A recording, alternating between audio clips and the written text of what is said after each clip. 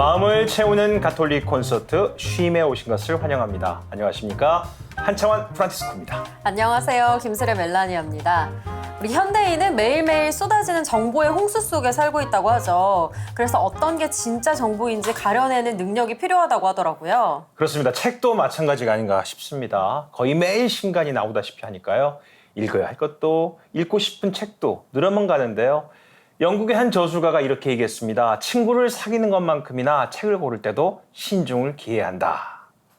친구 따라 강남 간다는 옛말처럼 책을 읽다 보면 생각도 또 마음가짐도 책의 내용을 닮아가려고 하기 때문이 아닐까 싶어요. 그렇다면 교수님, 어떤 책을 읽으면 좋을까요? 이렇게 말하면 너무 짜고 하는 멘트 같긴 합니다만 여러분의 고민을 덜어주기 위해서 저희가 있지 않습니까? 늘 드리는 말씀입니다. 이 시간 소개해드리는 책 함께 하시면요. 영혼이 풍요로워집니다. 맞습니다. 오늘도 우리의 몸과 마음 그리고 영혼을 살찌우기 위해 좋은 책과 함께 오신 분이 계신데요. 화면으로 먼저 만나보시죠. 인간의 원죄의식을 바탕으로 한 가톨릭 문학 작품이 더 많이 나오기를 바라며 오랜 시간 묵묵히 집필 활동에 전념해오고 있는 소설가 한스산 요한 크리소스토모. 1972년 동아일보 신춘문예를 통해 등단한 그는 까마귀, 유민, 400년의 약속 등 다수의 작품집과 산문집을 발표하며 명실상부 우리나라의 대표 작가 중 한 사람으로 손꼽힌다. 뿐만 아니라 소설 구남도로 2017년 제20회 한국 가톨릭 문학상을 수상하기도 한 그는 김수환 추기경을 소재로 한 용서를 위하여와 순교자의 길을 따라 등 우리 교회의 이야기를 알리는 데도 힘쓰고 있다. 오랜 시간 갈고 닦은 부드럽고 아름다운 문체로 독자들의 마음을 위로하는 한수산 작가를 만난다. 네, 어서 오세요. 안녕하세요, 선생님. 네. 반갑습니다. 작품으로는 종종 뵀지만 직접 뵙기가 처음이어서요. 너무 반갑습니다. 요즘도 계속 책을 쓰고 계시죠? 제가 잡기를 못해요. 하는 게 없어요. 이 세상에 아무것도. 고스톱도 못 친다 그러다 보니까. 평생 글을 써왔던 거니까요. 네. 그건 뭐 공기, 물 마시고 공기 숨 쉬는 것 같은 거죠. 네. 네, 등단하신 지 이제 50년이 넘었다고 와, 소개를 네. 드렸는데 요즘도 그럼 이렇게 작품 활동은 꾸준히 하시는 것 같은데 좀 어떤 작품 하시는지 궁금한데요. 네, 맞습니다. 금년이 50주년입니다. 네, 50년이 되는 해고요. 이제 70이에요. 제가 70대예요. 네. 70대 중반인데 그 언론학자 최정호 교수께서 그런 말을 하시더라고요. 70대는 모든 가능성이 열려 있다. 그 70이 무슨 가능성이 닫히는 기간 아닌가, 황혼일 테니까. 그랬더니 제가 70이 돼 보니까 알겠어요. 그러니까 일을 할 수도 있고 안 할 수도 있고 글을 쓸 수도 있고 아이 뭘 더 써 그만 쓸 수도 있고요. 죽을 수도 있고 살 수도 있고 옆에 친구들 자꾸 세상을 떠나요. 그래서 70은 모든 가능성이 열려있는 해방의 세대이구나 하는 생각을 합니다. 정말 총 몇 권의 책을 쓰신 겁니까? 100권을 넘진 않았어요. 네. 아직까지. 네. 아마 90여 권 정도를 쓰지 않았나. 네. 이 나이인데도 그래도 이걸 꿈이라고 저는 생각하는데 이제 시곡도 한 2편 쓰고 싶어 준비를 하고 있어요. 네. 우리 천주교 얘기입니다. 순교사 얘기. 그런 것도 막을 올리고 싶고 뭐 노랫말 책도 하나 내고 싶고 노래 부를 수 있는 한 4줄짜리 시집이요. 또 시집도 하나 내야 될 것 같고요. 뭐 묵상서도 하나 내야 될 것 같고. 꾸준히 그래서 뭐 만나볼 수 꿈꿉니다. 있겠네요. 네. 네. 그 작가님이 쓰신 책 중에는 아까 말씀하셨지만 우리 교회 이야기가 담긴 책들도 있어요. 네, 많습니다. 그러면 약간 궁금해지는 게 그냥 일반적인 작품을 쓰시는 것 그리고 또 교회 이야기가 담긴 작품을 쓰시는 것 어떤 게 더 어려운가요? 이 책에 보면은 그 말미에 후기 아마 그랬던 것 같은데 333 법칙이라고 그 출판사 사장이신 친구가 야, 너 333 법칙으로 산다. 그런 얘기에서 무슨 네. 얘기 있어요? 이게 뭔가 하면 이런 차이가 있어요. 그 첫째, 다른 글을 하루 동안에 쓴다면은 똑같은 분량을 천주교 관련 글을 쓰자면 한 사흘쯤 걸려요. 3배쯤 힘이 들어요. 왜냐하면 자료 조사라든가 또 뭐 연대 뭐 이런 거 전부 조사하고 또 고증해야 되잖아요. 이제 사실관계 확인해야 되고 그 다음에 무겁잖아요. 우선 그렇죠. 개인의 취업이나 상상력으로 쓰는 다른 글과 달리 이건 사실을 두고 재해석해야 되는 거니까요. 세 배 힘든데 이제 재밌는 게 여기서 나타납니다. A4 한 장을 출판사에 보내면 가령 3만 원의 고를 받았다 그러면 우리 카톨릭 쪽들이 좀 뭐랄까요? 그 양반 점잖아서 그런지 그 고려가 최소한 3분의 1 이하예요. 가장 비쌌던 게 3분의 1이었어요. 그러니까 다른 데 갖고 가면 3만 원 받을 걸 10,000원 받아도 아유 고맙습니다 하고 또 그거 전부 내야죠 뭐. 그러니까 참 이걸 333이 둘이죠. 세 번째 뭔가 하면 다른 걸 쓸 때 겪지 못했던 이건 뭐 기쁨이랄까 활이라 그럴까 아니면 비애라 그럴까 울어요. 제가 쓴 제 글을 보며 오늘 함께 이야기를 나눌 이 꽃보다 아름다워라 그 이름을 쓰면서 꽤 여러 번 울었을 거예요. 왜 울게 되냐면 아 이건 내가 쓴 글이 아니다 바로 느껴질 때가 있어요. 아 주님이 왔다 가셨나 보다 이런 걸 느끼는 그런 책의 하나. 그래서 333입니다. 기쁨이나 슬픔이 한 3만 배쯤 되는 것 같아요. 그러니까 시간은 더 들고 고리는 3분의 1이고 고리는 인생은 뭐 3분의 1이라 한 30분의 1로 책이 안 팔리니까 이제 카톨릭 책이요. 그런 것들이 다 합쳐져서 오늘 소개할 책이 나온 게 아닌가 생각도 드는데요. 오늘 소개할 책이 교회사에 관계된 책이라고요? 네, 그렇습니다.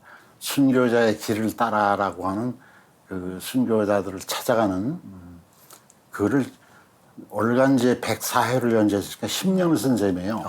매달 순교자 한 분을 10년을 찾아다니는 거예요, 한 분씩. 103분을.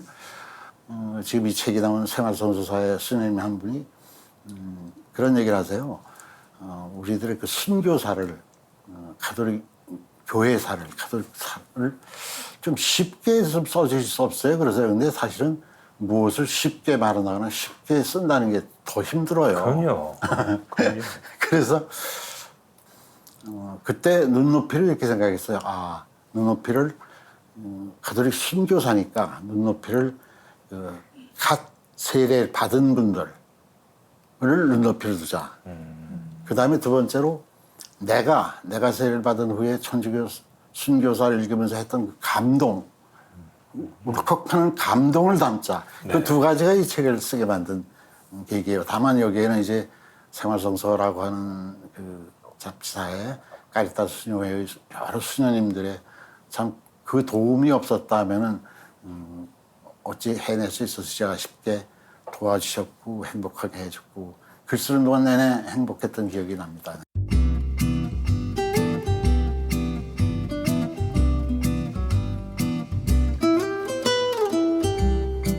꽃보다 아름다워라 그 이름. 이 책은 지금 말씀하신 걸 쭉 들어오면 선생님 혼자 쓰신 게 아니라 하느님도 왔다 가시고 스님도 도움 주시고 그랬으면 좋겠죠. 지금쯤 오늘쯤 내가 관이 닫히면서 그 관 속에 제 관 속에 넣을 책 3권만 정해라 그러면 저는 저를 이 세상의 소설가로서 이름을 알려준 부초 그리고 27년이라는 세월을 바쳐서 고치고 또 고쳐서 완결했던 군함도 그리고 바로 이 책 3권을 넣어주십시오 하고 써놓고 도장 찍을 것 같아요. 네.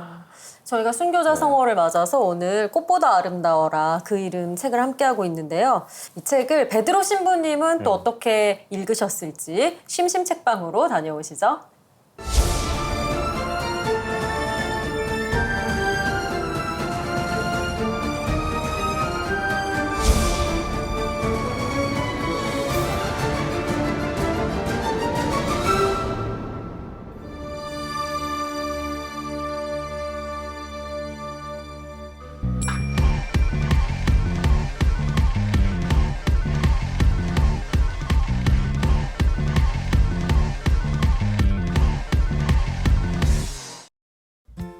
하느님에 대한 믿음을 피로 증명해야 했던 사람들이 있습니다. 그들을 순교자라고 부릅니다. 이들은 목숨을 바쳐 하느님에 대한 믿음과 사랑을 드러낸 분들이죠. 그래서 우리 교회는 매년 9월을 순교자 성월로 정하고 순교하신 성인들의 신앙적인 모범과 순교 정신을 본받고 기리는 일에 집중하는데요. 천상에 계신 순교 성인들의 전구로 우리가 더 큰 은총을 누리기를 그리스도께 기도하는 달인 순교자 성월에는 오늘 이 책을 함께 하면 어떨까요? 꽃보다 아름다워라 그 이름은 소설가 한수산 씨가 약 5년여에 걸쳐 월간 생활 성서에 실었던 글들과 크고 작은 교회사 이야기들을 모아놓은 책인데요. 작가는 한국 천주교회 형성기에 활약했던 이벽, 이승훈, 강완숙, 황사영, 최양업, 김대건 등 103위 성인을 비롯해 순교자들의 역사적, 영성적 삶에 대한 이야기와 국내외 순교 성지를 순례하며 느낀 점들을 진솔하게 담았습니다. 저는 그 중에서 우리나라 첫 번째 순교자인 윤지충 바오로와 그의 조카 권상현 야고보의 이야기에 눈길이 갔는데요. 1935년 비오 11세 교황님께서 제사에 대해 관용적인 입장을 취하기 전까지 그리스도교는 이를 미신행위라고 규정해왔죠. 우리나라의 첫 번째 순교자인 윤지충 바오로와 그의 조카 권상현 야고보가 바로 제사를 지내지 않아 인륜을 저버렸다는 죄목으로 순교의 칼날을 받아야 했습니다. 천주교 박해의 시작에 결정적인 역할을 했던 제사 문제는 당시 사람들에게 큰 충격을 안겨주었습니다. 얼마나 충격이었느냐면 천주교 신자들조차도 이를 받아들이지 못해 신앙을 포기하는 일이 속출하기 시작할 정도였습니다. 사회의 윤리와 질서를 어지럽혔다는 이유로 사회적으로 고립될 수밖에 없었던 천주교 신자들. 그들이 목숨을 바쳐서라도 지키려고 했던 신앙을 우리 역시 소중히 간직해야 한다는 마음이 솟아오르는 책입니다. 떠난 사람이 비워놓고 간 자리에는 언제나 남은 사람들이 있습니다. 그것이 죽음이든 이별이든 어떤 헤어짐도 마찬가지입니다. 떠난 사람의 뒤에는 남아있는 사람들이 있습니다. 남은 사람이 얼마나 힘든지를 이별을 겪어본 사람들은 압니다. 홀로 남은 사람이 어떻게 그 빈자리를 사는지는 떠나보낸 사람만이 압니다. 순교자에게도 마찬가지입니다. 순교라는 장엄한 승리의 빛에 쌓여서 하느님에게 간 그분들의 뒤에는 이 세상의 티끌과 먼지 속에 남아서 살아있는 목숨을 이어나가야 했던 사람들이 있었습니다. 살아남았기에 그래도 또 살아야 했을 순교자 가족들의 삶을 그래서 늘 생각하곤 합니다. 살아 있어야 하는 고통을 그들은 어떻게 견뎌냈을까? 어떻게 치러냈을까?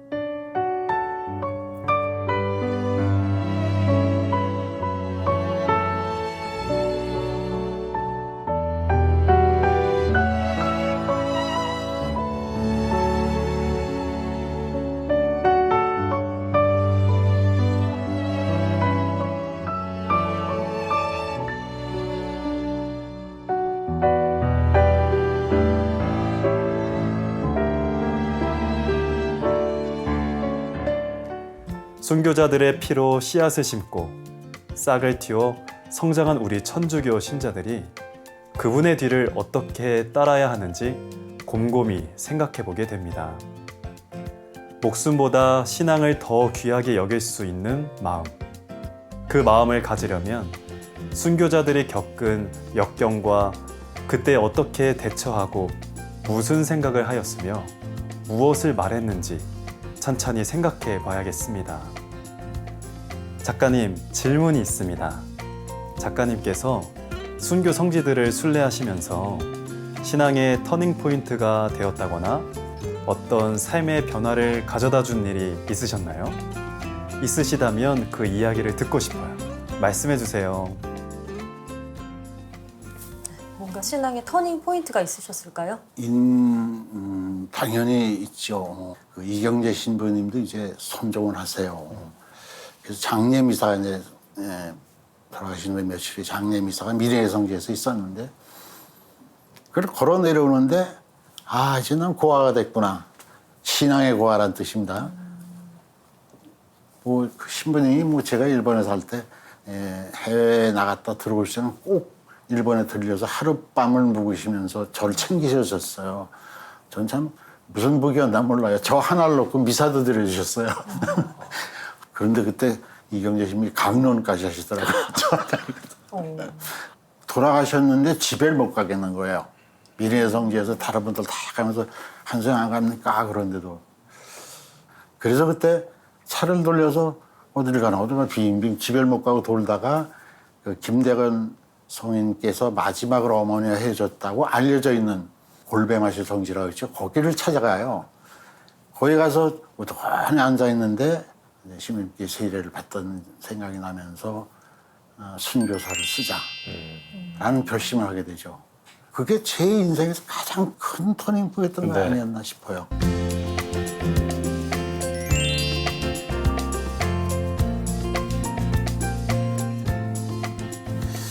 자, 이제 책 속으로 한 걸음 더 들어가 보도록 하겠습니다. 책 속에서 스스로에게 이런 질문을 던지고 계세요. 하느님은 언제 내게 처음으로 다녀가셨을까?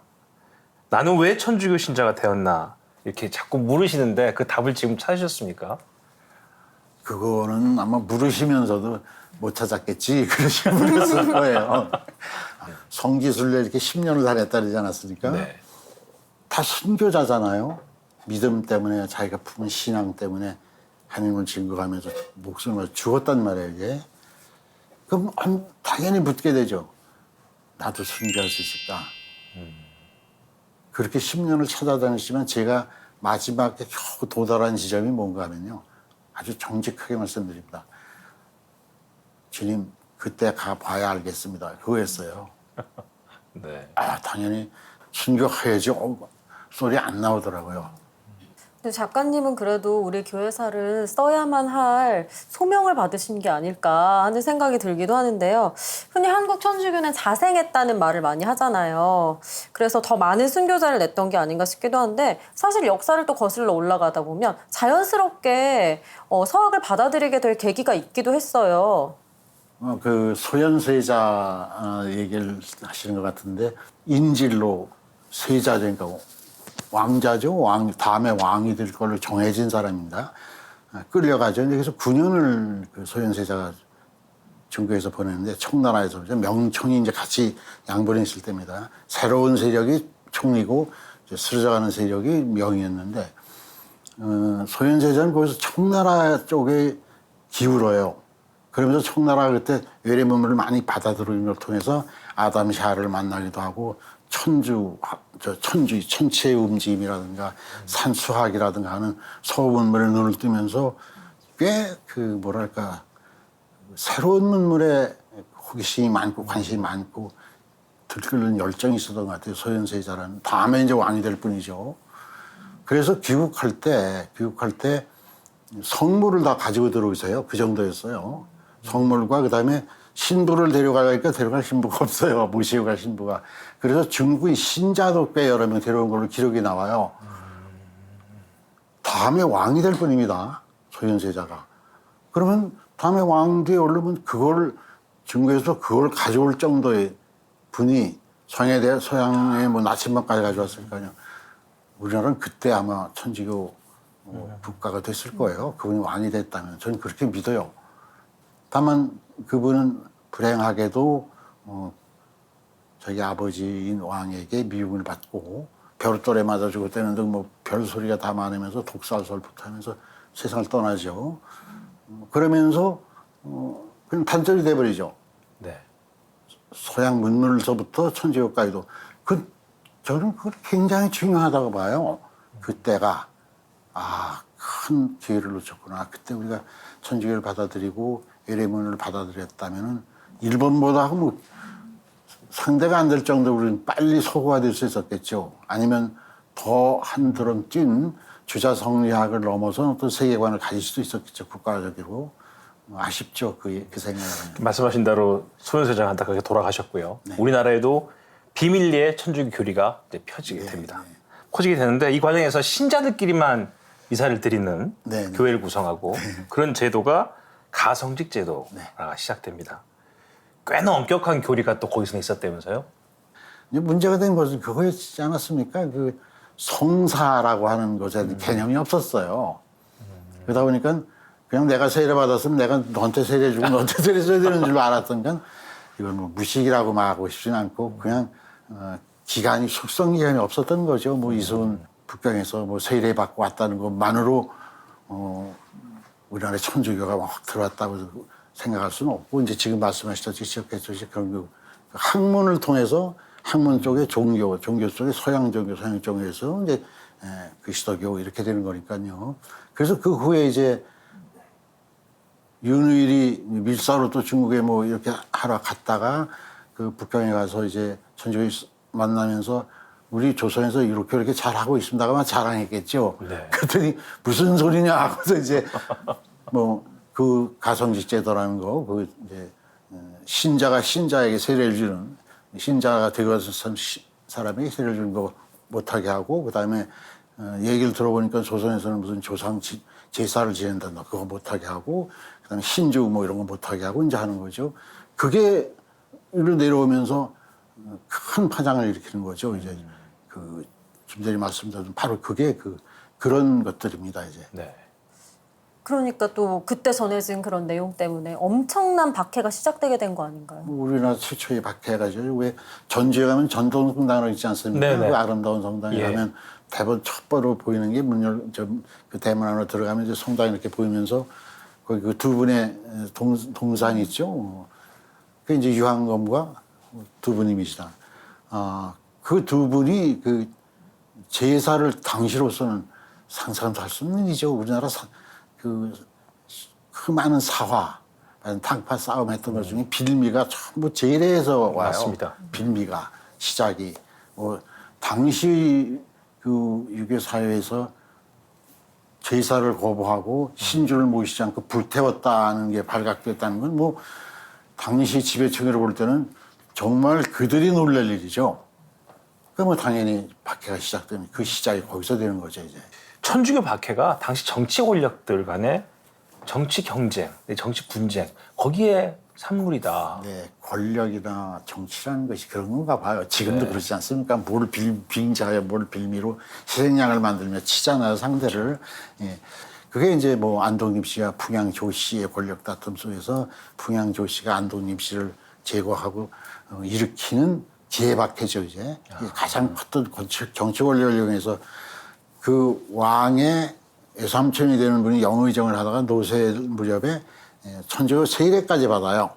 그렇게 안동림 씨는 천주교적이었어요. 근데 그 다음에 수렴 총정을 하면서 들어선 왕이 8살짜리가 왕이 돼요. 그러니까 수렴 총정이라고 발을 치고 뒤에 앉아서 대왕 대비마마께서 그러니까 뭐 왕의 어머니가 할머니께서 정치를 하게 되니까요, 전부. 그때 그분들은 전부 아주 천주교 척결하라 이거예요, 이제. 사학 문의들을 척결한다. 그러니까 거기서 이제 정치 권력이 천주교를 이용하는 거죠. 조선왕조실록을 보면 나와요. 그 당시에 그 천주교 신자를 잡으면은 그 천주교 신자의 집이나 밭이나 산이나 하는 재산들을 그 포졸에게 줬어요. 잡아온 사람한테. 예. 조선왕조실록에 화면이 쭉 실려 있어요. 네. 그래서 한때 천주교 신자가 잘 잡히지 않으니까 그 법을 없애요. 야, 이건 너무한다. 천주교 신자의 집을 재산을 다 포졸한테 주는 거니. 그래서 없애거든요. 한때. 그런데 기회박해 좀 지날 무렵에 천주교 신자가 더 안 잡힙니다. 이걸 어떻게 하면 좋을까요? 그래서 그걸 다시 부활하라는 걸 조정해서 논의를 해요. 그게 다 조선왕조 예. 나온다고 말씀하시죠. 그러니까 비인간적인 끝이 없는 인간을 잡아가고 인간을 잡아다 바치면 그 재산이 다 내 거거든. 돈벌이 수단의 하나로 천주교 박해를 이용했다는 것. 아주 이건 더위가 갈리죠. 정말 다시 들어도 너무너무 화가 납니다. 그런데도 이런 상황에서도 또 천주교 신자들은 점점 늘어나요. 그리고 또 우리나라에도 첫 번째 신부님이 그렇죠. 오시기도 하고요. 제가 그 부분을 책에서 좀 읽어보겠습니다.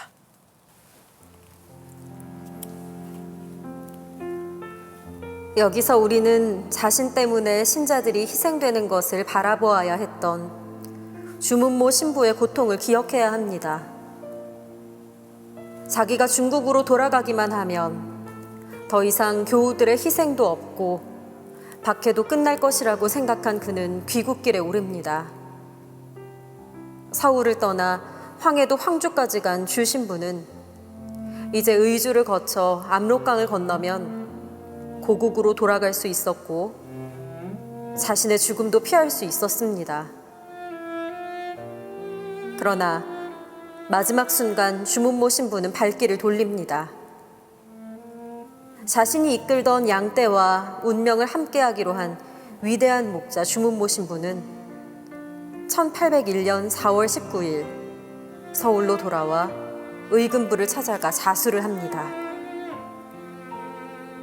한강 옆 용산의 새남터에서 주문모 신부는 목이 잘리고 그 목이 장대에 매달려 내걸리는 군문 효수형을 받고 하느님의 품에 안겼습니다. 1801년 5월 31일 이때 그의 나이 49세였습니다. 조선을 찾아왔던 첫 목자가 걸어간 길이 이러했습니다. 아, 주문모 신부.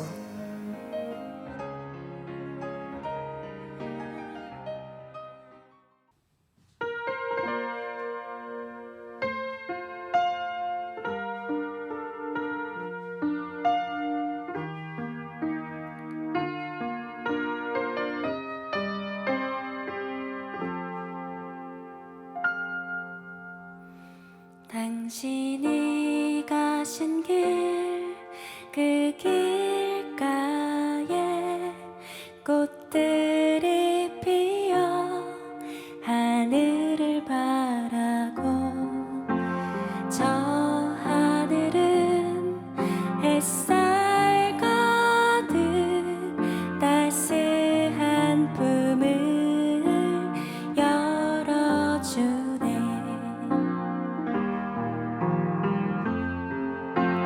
저 하늘을 자유롭게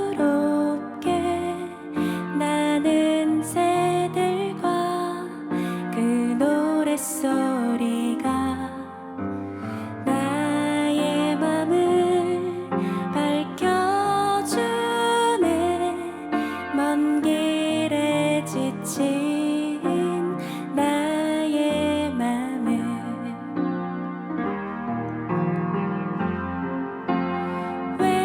외롭고 힘든 그 길에서 나를 찾고 당신을 찾아 한 송이 꽃이 되어 따스한 햇살 품으로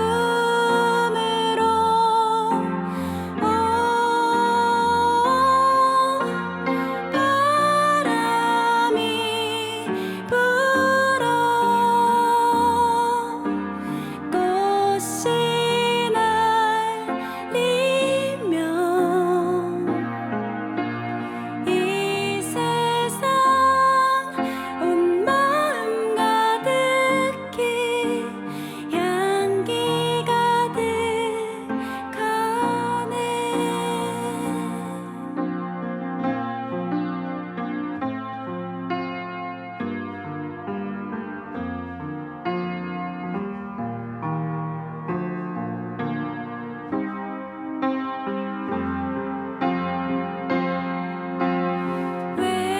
외롭고 힘든 그 길에서 나를 찾고 당신을 찾아 한 송이 꽃이 되어 따스한 햇살 품으로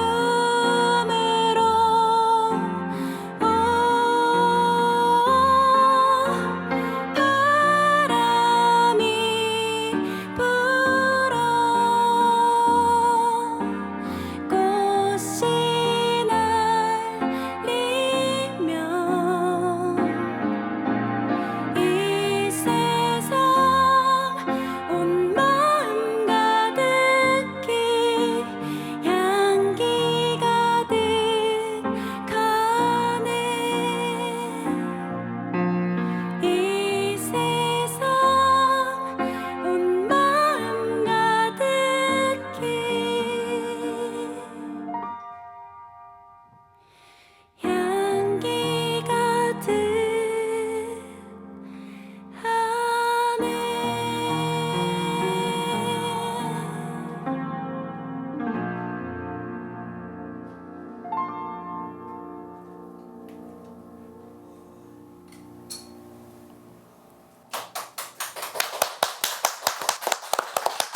네, 잘 들었습니다. 네.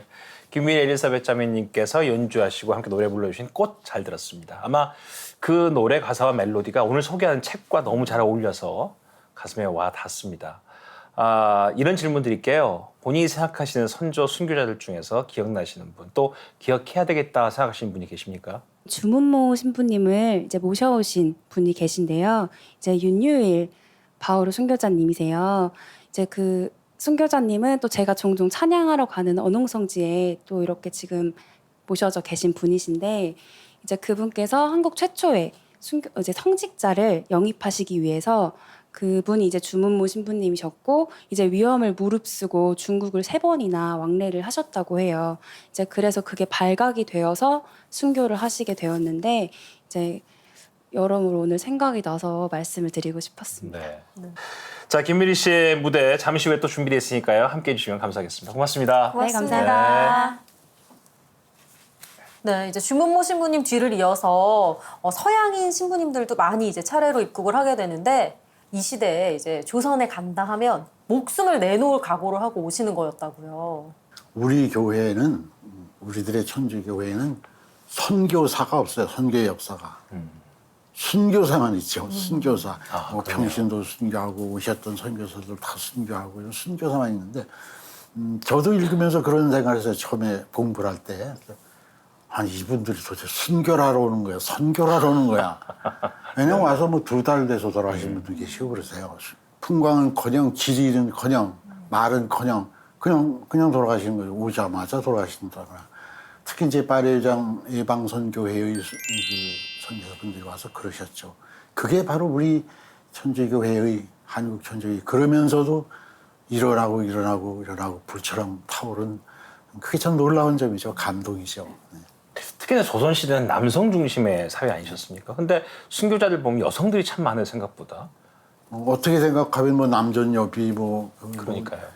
남성 우위 사회고 뭐 이럴 때인데 우리 103인 성인 중에서 거의 동률이지 않습니까? 네. 여성 성인과 여자 성인과 남성 성인이 같이 그리고 그분들이 이 한 여자만으로 사는 게 아니라 누구의 딸이고 누구의 아내고 누구의 어머니란 말이에요. 그렇죠. 그러니까 한 순교자가 돌아가셨다, 뭐 순교했다 하면 그 딸로서 어머니로서 부인으로서의 고통을 3배를 짊어져야 하는 삶이었죠. 당시 신자였던 여성들에게는. 작가님은 또 특별히 정화상 바오로 성인을 꼭 기억해야 한다고 말씀하셨어요. 네. 그 이유는 제가 뭘까요? 한국인 중에서 존경하는 사람 누구십니까? 누가 물으면 정화상 성인입니다라고 대답할 정도로 좋아합니다. 존경하고.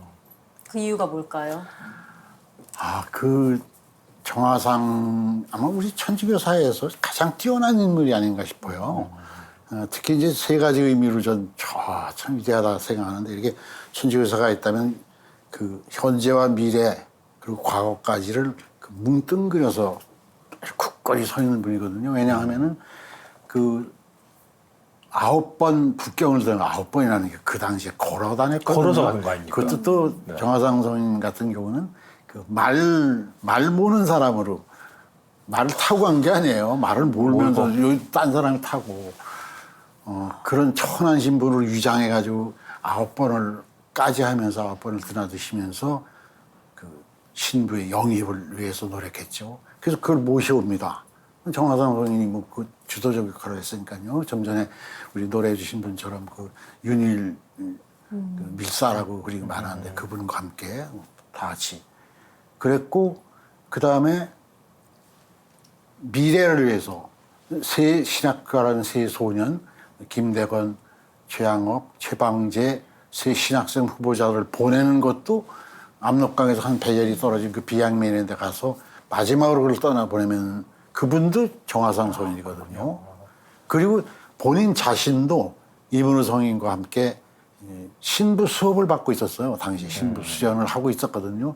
그러니까 과거, 현재, 미래를 잇는 흔드는 동아리라는 생각을 한 거죠. 그러면서 그 집안이 얼마나 찬란합니까? 아버지, 본인, 그다음에 어머니, 너희 동생까지 전멸을 하며 순교를 하지 않습니까? 그냥 순교의 바닥에 그냥 쫙 엎드리시는 분이죠. 가게가 전부.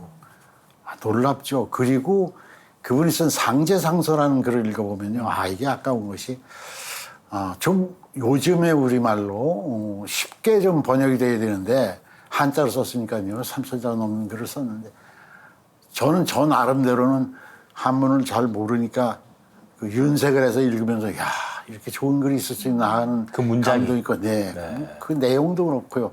거기 이런 구절이 나와요. 사람은 언제나 죽는다.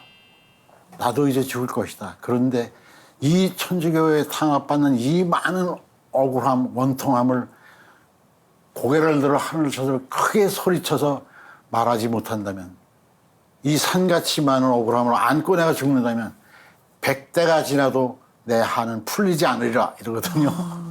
아 저는 그걸 읽으면서 이야 그랬어요. 100대가 내 아들의 100대가 지나도 내 이 한은 풀리지 않을 거래요.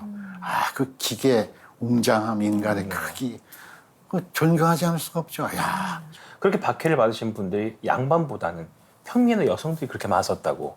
예, 양반들 다 도망갔죠. 조금 믿을까 하다가 뭐 빌릴 좋은 국물도 없네 싶었겠죠. 박해나 박해 정도는 큰일 나니까 네네. 출세길 미쳤냐 그러고 다 막히니까. 안 믿었어요. 몇 분 안 돼요. 물론 양반 중에서 뭐 나중에 얘기가 나올지 모르겠습니다만 뭐 좀 높은 벼슬에 있던 분들 계시긴 합니다만은 다 버렸죠.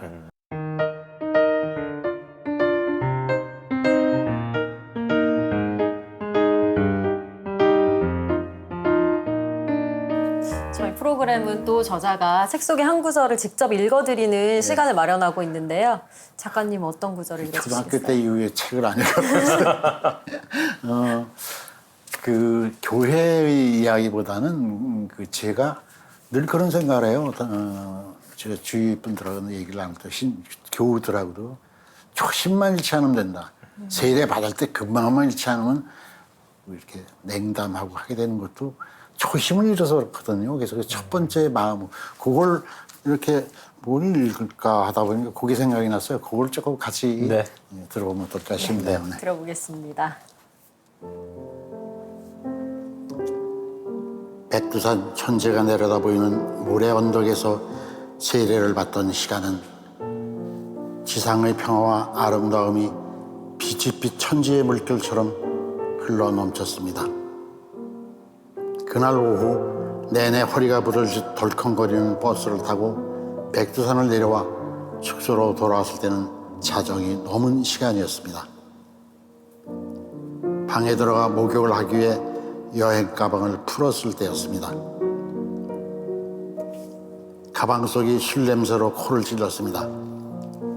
장춘을 떠나며 중국인들이 선물로 준 도자기 술병이 박자선을 오르내리던 버스 속에서 흔들리며 술이 새어나와 가방 속의 옷을 전부 적시고 있었던 것입니다. 목욕을 하고 축축하게 술에 젖은 옷을 갈아입고 나서 세례를 받은 첫 기도를 드리기 위해 무릎을 꿇고 앉았습니다. 하느님, 제가 겨우 이렇습니다. 당신이 아들이 된 첫날 밤 술 냄새를 솔솔 풍기며 이렇게 아버지 하느님 앞에 엎드렸습니다. 제 삶이야 오늘 이 모습처럼 술 냄새를 풍기며 비틀거릴지라도 주님, 제 믿음만은 비틀거리지 않게 지켜주십시오. 그것만은 보살펴 주십시오.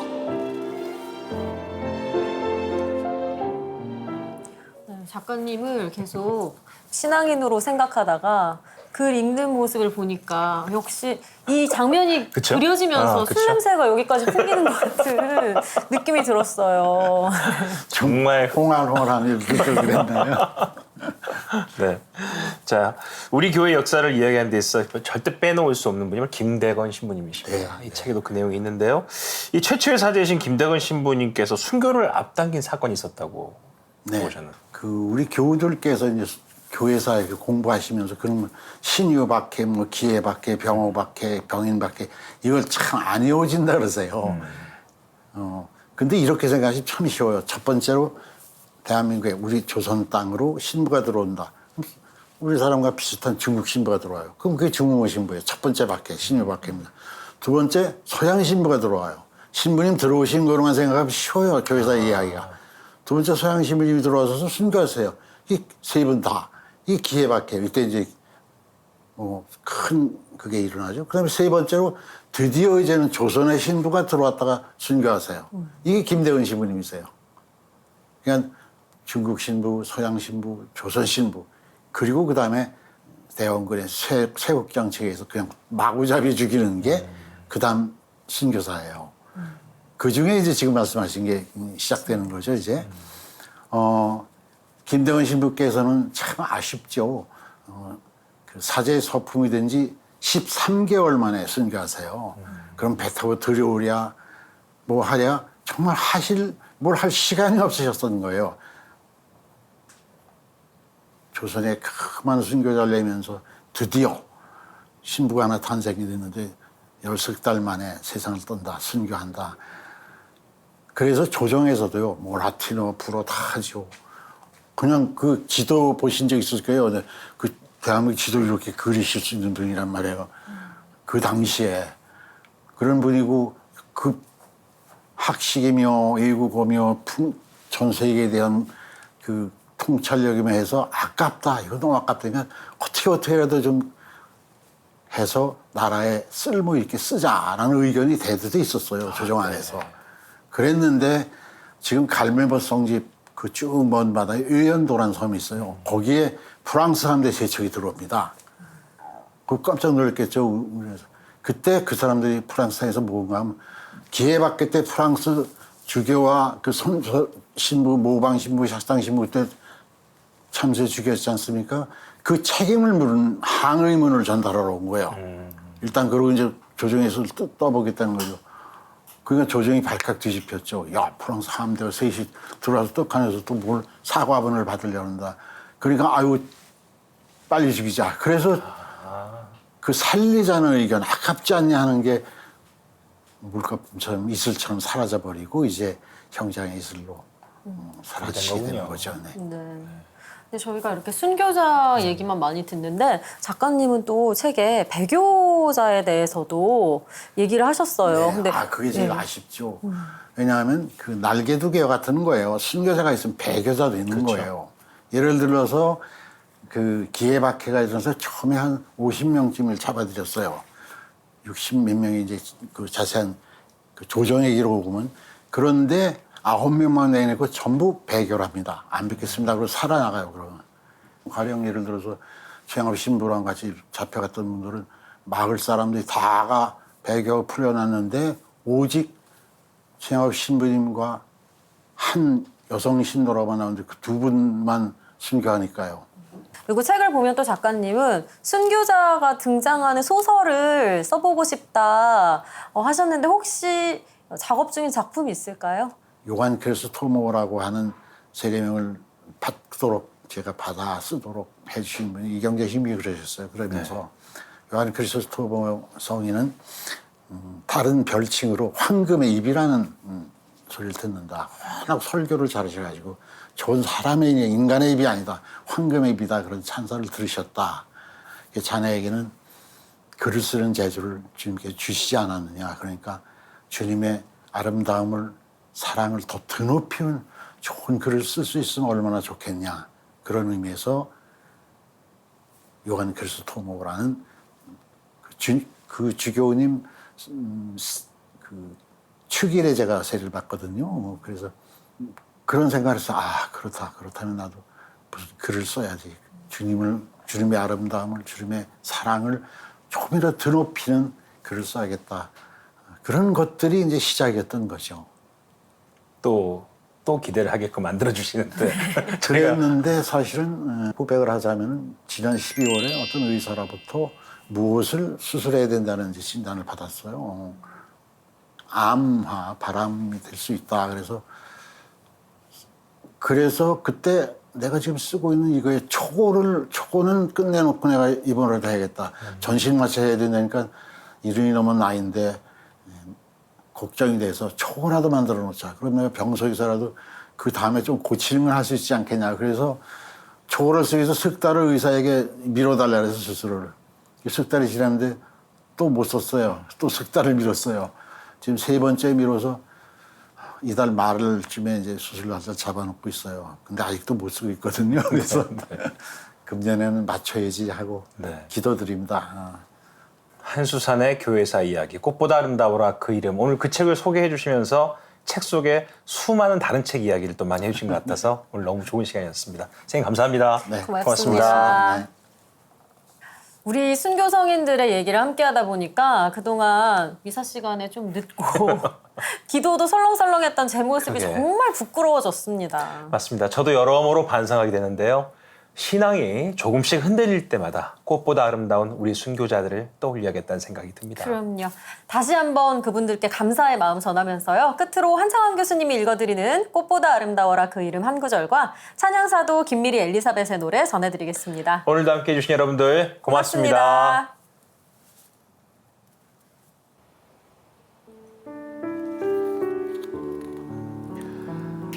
순교자란 누구이며 어떤 사람들인가? 그 정신과 영혼은 나를 기도로 이끌어 주었습니다. 그들은 어떻게 살았고 어떻게 자신의 모든 것을 하느님에게 바쳤는가 하는 그것은 내 삶을 돌아보게 하는 거울이 되었습니다. 그러면서 늘 생각했습니다. 영세를 하던 첫날의 감격을 잊지 말자고. 하루하루를 살아가는 나에게 교회사가 가르치는 것도 그것이었습니다. 내가 천주교 신자가 된 것은 우리 교회사를 수놓는 순교자들의 위대한 영혼들과 내가 다 있고 그분들과 이어져 있다는 믿음이었습니다. 초대 조선 교구장 브리기에르 주교가 베이징 외곽의 중국 땅에서 조선 선교를 준비하며 보낼 때 쓴 일기에 이런 말이 있습니다. 지금부터 이곳에서 영원히 머무를 것처럼 일하면서 곧 떠날 것처럼 준비하고 있겠습니다. 영원히 머물 것처럼 일하고 내일 떠날 것처럼 준비하자. 이것이 우리 모두의 삶이 아니겠습니까?